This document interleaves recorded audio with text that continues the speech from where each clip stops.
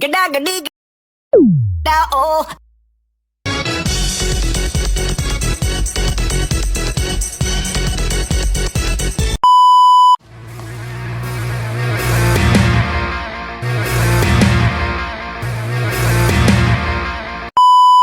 Kami dari kelompok 3, kami di sini ingin menjelaskan sistem informasi penjualan alat kesehatan pada PT Anugrah Kalindo berbasis desktop. Nah, di sini ada form login. Sebelum kita login, kita harus membuat akun terlebih dahulu dengan mengklik register yang ada di bawah. Lalu kita membuat username yaitu apaan. Lalu dengan password ganteng 123. Setelah akun kita berhasil dibuat, lalu kita kembali ke form login dengan memasukkan username, apaan, password ganteng 123. Lalu kita klik. Setelah kita masuk, maka muncul data master, data transaksi, dan data report. Ini akan dijelaskan oleh rekan saya, Apan. Baik, di sini kita ada 3 submenu: data master, data transaksi, data report.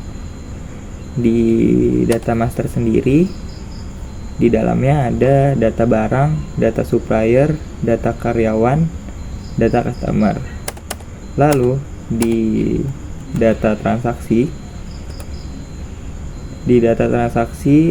ada data pembelian dan data penjualan. Selanjutnya di submenu data report, di data report itu ada 6 report. Yang pertama, report karyawan, report customer, report barang, report supplier, report pembelian, report penjualan. Baik, untuk lebih detailnya dari 3 submenu ini akan dijelaskan oleh teman saya. Oke, saya akan menjelaskan dari isi data master. Yang pertama itu ada data barang.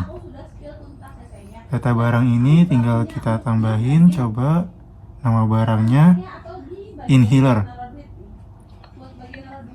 Untuk harganya 25.000. Oke, kita coba tambah ya. Oke, bisa. Kita coba edit. Coba edit. Harganya jadi 10.000. Oke, sukses. Oke, kita coba hapus ya.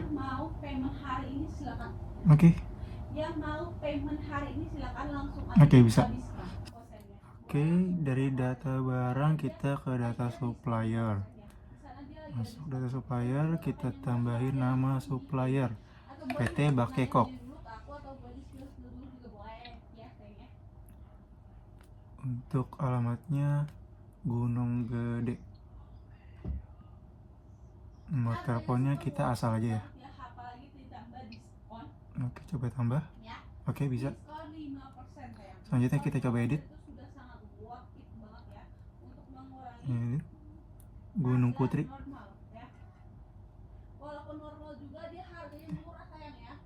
Oke, sekarang kita hapus. Oke, dari sini sudah selesai data supplier. Lanjut ke dimulai dari data karyawan yang pertama. Nah, di sini kita bisa input nama. Misalkan namanya Maulana. Kita input Maulana, terus alamat Jalan Gedong Raya. Kita bisa langsung selanjutnya ke nomor telepon sekian. Nah, kita langsung tambah ke icon tambah. Nah, di sini berhasil ya. Dengan ID karyawan K005. Oke, selanjutnya kita edit. Apa yang perlu kita ganti? Contohnya seperti alamat ya. Kita ganti misalkan Jalan Raya Tengah. Nah, tinggal kita edit. Data berhasil diedit. Nah, di kolom ini langsung ke ganti ya, ke Raya Tengah. Setelah itu kita ke selanjutnya, kita coba hapus. Oke, data berhasil dihapus. Selanjutnya kita ke data customer. Data customer ini kurang lebih sama dengan yang sebelumnya ya. Kita tinggal masukkan nama. Contohnya seperti misalkan Bayu. Bayu udah ada ya. Kita tambahin ke ini aja. Apan. Selanjutnya alamat Jalan Goa. Dengan nomor telepon sekian. Nah, di sini ada tambahan email ya teman-teman. Kita bisa tambahkan email sesuai yang kita mau. Misalkan apan@gmail.com. Kita tambah lagi. Berhasil ditambahkan. Muncul di kolom baru. Kita coba edit lagi seperti sebelumnya ya. Kita edit di emailnya. Bisa kita edit. Kita tambahkan angka dan gmail.com. Kita pencet edit, icon edit. Nah, data berhasil diubah ya. Setelah itu seperti sebelumnya, kita klik kolomnya, kita hapus. Oke, data berhasil dihapus. Di sini saya akan menjelaskan form yaitu transaksi pembelian. Langsung saja kita input. Di sini terdapat ID pembelian. ID pembeliannya itu diambil dari otomatis ya, karena sudah dibuat kode otomatis untuk menampilkan angka terakhir. Kedua, kita input data nama supplier. Nama supplier ini berasal dari tabel supplier, jadi kita menarik database dari tabel supplier ya. Kita di sini pilih salah satu. Selanjutnya itu kita input tanggalnya. Kita input tanggal hari ini. Dan selanjutnya ada nama barang. Nama barang ini kita mengambil juga dari tabel barang ya. Jadi ketika kita pencet barangnya, maka otomatis harganya itu akan muncul secara otomatis yang sudah kita input di tabel barang. Selanjutnya kita masukkan jumlahnya. Di sini kita masukkan jumlahnya 10, yaitu terdapat nilai total yang terbuat secara otomatis. Selanjutnya kita klik tambah. Nah, datanya berhasil masuk di sini dengan ID pembelian tersebut.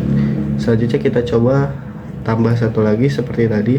Kita masukkan nama supplier, tanggalnya, tanggal hari ini, nama barang yang berasal dari tabel barang, harganya terbuat otomatis juga dengan jumlah 10 dan dengan total harga yang sudah terbuat otomatis ketika kita input jumlahnya. Kita tambahkan di sini, oke, dan masuk ke tabel. Selanjutnya jika kita ingin merubah, kita bisa memencet tabel di sini yang kita mau ubah. Misalnya kita ambil contoh, kita melakukan penggantian pada barangnya. Selanjutnya yaitu kita masukkan kembali jumlahnya. Harganya sudah otomatis, kita masukkan jumlah dan total harganya. Oke, kita edit dan datanya berhasil diedit dan yang di tabel juga berubah. Selanjutnya kita hapus salah satu data. Di sini ada decision yes atau no, kita pilih yes dan datanya berhasil dihapus. Oke, selanjutnya kita di sini ke button bayar, kita klik bayar. Selanjutnya akan muncul nomor invoice secara otomatis yang sudah dibuat.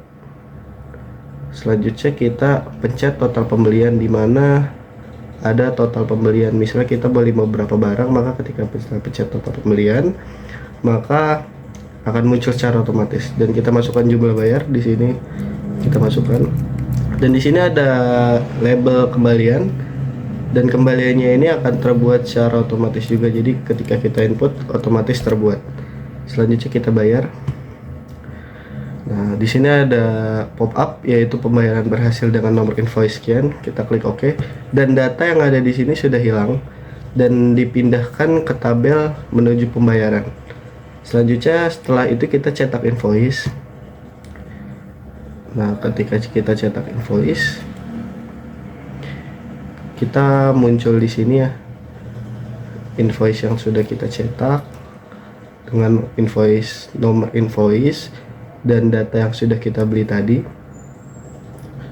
Oke, data itu akan pindah ke riwayat pembelian. Jadi semua data yang sudah kita lakukan pembelian akan terekam di sini semuanya. Oke, baik. Saya ingin melanjutkan penjelasan tentang transaksi penjualan.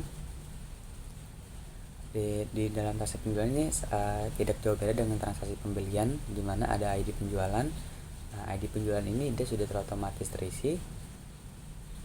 Lalu kita coba langsung isi saja ke nama customer, lalu kita isi tanggal, lalu nama barang. Nah, ketika kita isi nama barang, di kolom harga ini dia sudah terotomatis terisi dengan harga yang sudah tercantumkan oleh nama barang tersebut. Lalu kita coba isi jumlah, kita 10, lalu kita tambah, data berhasil disimpan. Kita akan mencoba buat satu contoh lagi. Kita isi nama barangnya, langsung otomatis juga harganya, kita isi jumlahnya, lalu kita tambah, data berhasil disimpan juga. Lalu kita coba ingin mengubah salah satu tabelnya. Kita ubah satu, kita ubah barangnya, lalu kita juga jumlahnya, kita edit, data berhasil diedit. Nah, di dalam tabel itu semua juga terubah yang diedit. Kita coba hapus satu, ya, data berhasil dihapus. Lalu kita masuk ke menu pembayaran. Di menu pembayaran ini sudah ada nomor invoice yang terisi otomatis juga. Kita pencet total untuk membayar. Kita contoh akan membayar dengan 1 juta. Nah, di kembaliannya akan langsung terotomatis diakumulasikan dengan kembalian yang akan dikembalikan. Lalu kita bayar. Pembayaran berhasil dengan nomor invoice tersebut. Lalu kita coba cetak. Nomor yang berhasil dicetak. Nah, ini adalah invoice yang berhasil dicetak, di mana terisi data-data yang telah kita bayar tadi.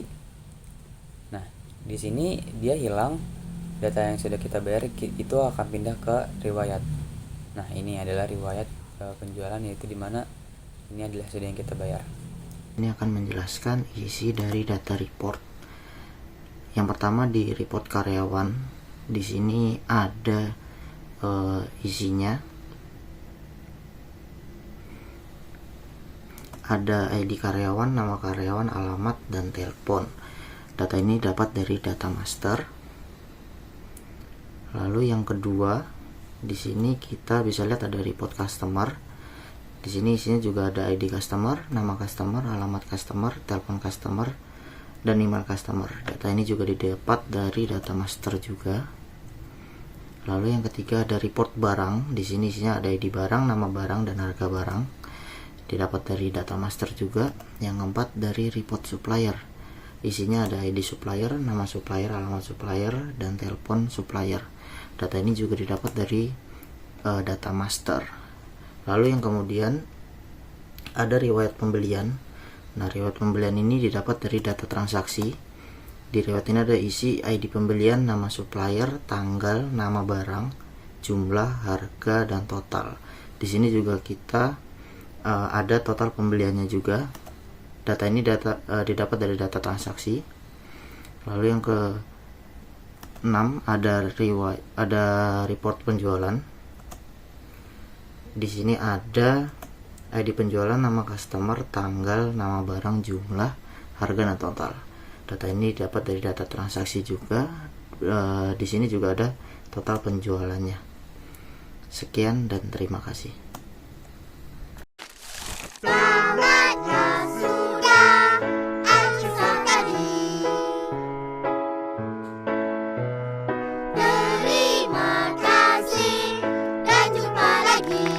Thank you, everyone. Thank you, Elmore. Boom.